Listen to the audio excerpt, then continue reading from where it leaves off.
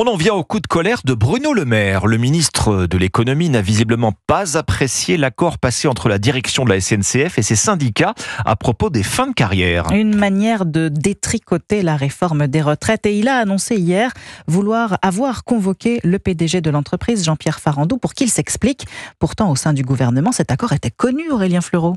Matignon et le ministère des Transports étaient au courant. Le sujet des fins de carrière à la SNCF était sur la table depuis un an, à la demande du gouvernement, conséquence directe de la réforme des retraites. D'ailleurs, interrogé mardi à l'Assemblée nationale par un député Horizon, le ministre des Transports, Patrice Vergrit, avait défendu le principe de cet accord. La seule question qui vaille, c'est finalement qui va payer cet accord. Le statut de la SNCF a changé. Elle a été transformée en société en 2020.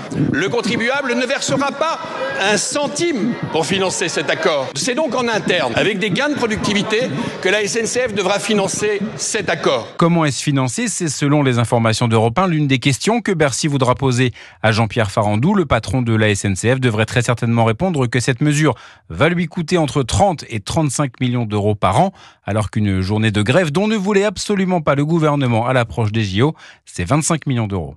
Aurélien Fleureau du service économie d'Europe 1.